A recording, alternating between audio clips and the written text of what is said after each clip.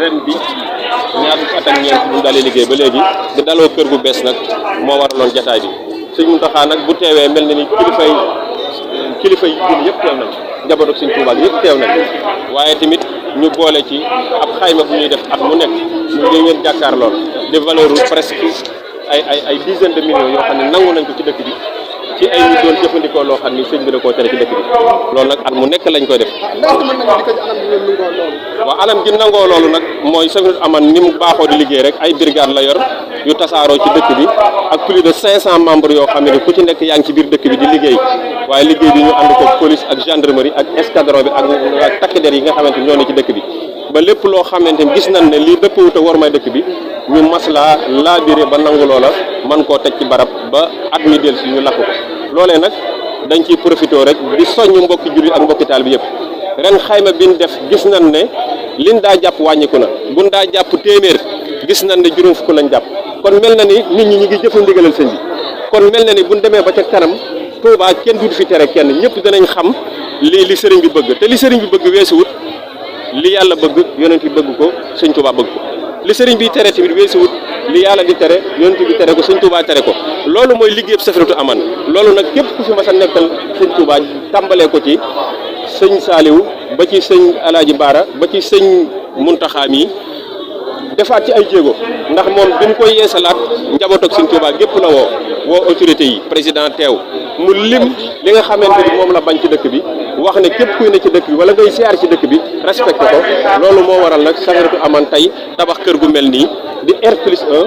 ñu équipé ko ngir lépp loo xam ne seen liggéey la ñu mën ko cee amal. waaw diggante takk der yi nag am na loo xam ne Safinatoul Aman du fa yegg takk der moo fa yegg am na loo xamante ni bi wax naa ko léegi takk der moo koy def ndax ñun yoruñu kaso yoruñu ay giri ay nit wala ñuy tëj ay nit police moom mooy def PV yi mooy def procès-verbaux yi jébbal tribunal mu àtte am na infraction yoo xam ne du àgg police du àgg tribunal dañ lay amende te booy xool ñun daanaka li ñu jàpp ci soxna yi ñu ëpp li ñuy jàpp mën na 2255 jigéen te booy xool daanaka 256 lañ ci amande 1999 yëpp dañ leen a jéggal kon Safinatoul Aman njógul bu ngir fitnaal nit ñi dafa jóg ngir laabire nit ñi képp ku mu dajal li sëñ Modou Lo digle mooy na wax ak yow ci yar ak teggin boo féeteerloo nag ñu jàmmaarloog yow jafe-jafe yi moom du mën a ñàkk ndax kuy liggéey ku ne da nga am jafe-jafe police ak jafe-jafe wala gendarmerie wala corps bu nekk waaye jafe-jafe yi moom danañ ko gérer ba du jur problème ndax Safinatoul Aman ku ne xam na ne musta ray nit musta jam nit musta indi benn violence waaw màggal tubaab bi nag ñu ngi profité di sensibiliser ñii màggal si ak ñi dëkk ci dëkk bi ñu gën a xamaat tere yi sëñ bi tere ñu di ko moytu rawatina jigéen ñi ak ñi nga xamante ni bi ñooy def naka su dul noonu ren nag mu dajeeg mbas mi tamit ñu ci profité di wax nit ñi ñu respecté mesure barrières yi rawatina nag masque yi nga xamante ni sëñ Mountakha mi ngi koy soññee bu baax a baax ku ci nekk di ko takk loolu moom. matériel bi chaque année bi ñu ko dajale yi dañ koy lakk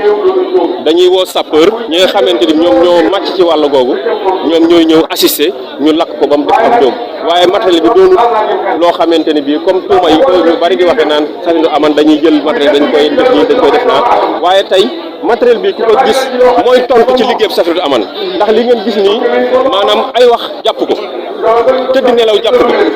jaasi yi ngeen gis ak ballon yeeg ak cigarette ak pon bi passé fa ko jàpp ak jaayanteeg sëñ Touba ba tey jii sëñ Mountakha nag ñëwal boppam mi nga xamante ni moo géré liggéey bi ñëwal boppam assisté liggéey bi santaat ñu li ci gën a yéeme mooy dolli ñu confiance ci liggéey bi loolee tamit ñu ngi ko ci sant bu baax a baax di ko ci ñaan. ginnaaw bi ñu rafetloo liggéey bu am solo bi Safinatoul Aman gis nañ ne chaque année yéen a ngi jàpp yu demee nii